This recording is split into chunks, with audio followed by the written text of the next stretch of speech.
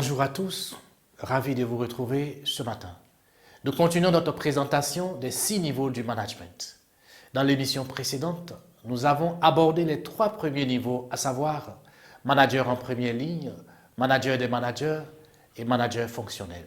Nous poursuivons avec le niveau 4, business manager. Les business managers sont responsables de tout un business unit, que ce soit un pays ou une ligne de produits, et doivent rendre des comptes tant en termes de chiffre d'affaires que de bénéfices. Dans beaucoup d'organisations, c'est le niveau des country managers et VP. Le business manager bénéficie généralement d'une grande autonomie, mais doit gérer de lourdes responsabilités et être à l'aise avec la complexité d'une organisation. Cela nécessite aussi un changement majeur au niveau de l'état d'esprit, des compétences, de l'emploi du temps et des valeurs de travail. Le business manager doit évoluer dans un cadre de référence encore plus large et complexe que celui du manager fonctionnel, car il intégrera l'ensemble des fonctions internes de l'entreprise et interagira davantage avec les parties prenantes extérieures. Le business manager doit fédérer et faire avancer toutes les composantes d'une business unit dans une optique de résultat. Pour ce faire, il devra sans cesse intégrer les aspects stratégiques, organisationnels et humain. Comme emploi du temps, le business manager allouera son temps à comprendre les attentes du marché, à définir une stratégie adéquate, à mettre en place une structure optimale et des processus stratégiques fluides, à créer une culture appropriée. Il gérera l'équilibre entre les résultats opérationnels à court terme et le positionnement à long terme, et l'équilibre entre les intérêts de sa propre business unit et ceux de l'organisation globale.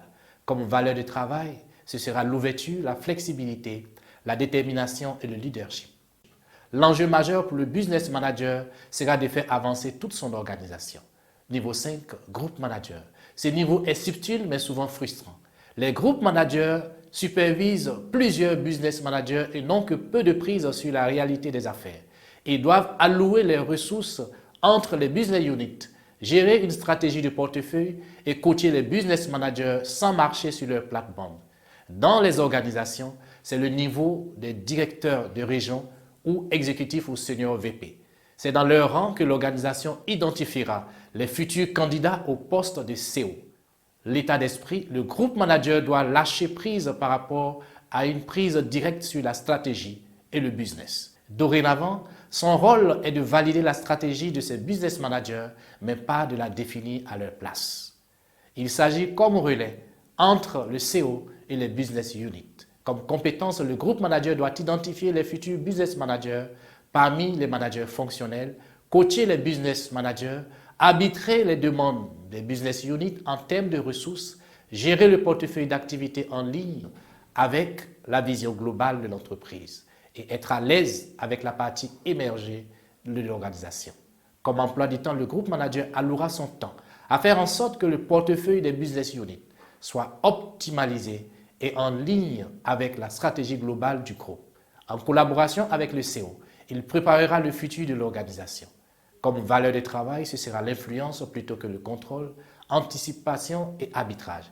L'enjeu majeur pour le groupe manager sera d'optimiser le portefeuille d'activités sous sa responsabilité au fil du temps. Niveau 6, le CO ou le PDG. Le degré de reconnaissance lié au poste de CO est en rapport avec le degré de risque. On parle souvent de « the president of a large company ». À cet ultime niveau, la complexité est maximale et la tolérance à l'erreur minime. Le CO est responsable de la croissance continue et de la profitabilité de l'organisation. Sa visibilité est totale vis-à-vis de l'ensemble des acteurs internes et externes. En termes d'état d'esprit, c'est un capitaine. Le CO sait où il veut mener l'organisation et doit faire en sorte qu'elle y arrive malgré les inévitables obstacles et vents contraires. Toujours maître de lui et du cap fixé, le CO instille une culture renforçant la stratégie globale et sa mise en œuvre. Il gère l'équilibre entre le court, moyen et long terme. Le CO allouera son temps à faire en sorte que l'ensemble des acteurs internes et externes sachent où va l'entreprise et travaille de concert dans ce sens.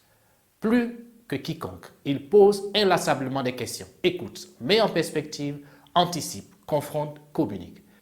Comme valeur de travail, ce sera la vision, une ouverture, une anticipation et une culture de responsabilisation et d'exécution. L'enjeu majeur pour le CEO est de garantir la croissance et la pérennité de l'organisation dans le respect de sa mission et de ses valeurs. Voici ainsi présentés les 6 niveaux du management et nous vous invitons à vous situer dans le niveau qui est le vôtre et prendre véritablement conscience de ce que votre organisation ou votre entreprise attend de vous. Le manager aurait en définitive la responsabilité de faire tourner les hommes et les machines. Manager les hommes vise donc à faire travailler mieux, plus vite, plus longtemps les individus en intégrant les stratégies patronales et sans trop de mécontentement. Cher manager, on ne réussit pas parce qu'on a du talent. On réussit parce qu'on met en place les conditions qui permettent aux talents et aux compétences de s'exprimer. Je prends congé de vous sur cette citation de David Schwartz. La réussite est réservée à ceux et à celles qui cherchent toujours à s'améliorer. À très bientôt.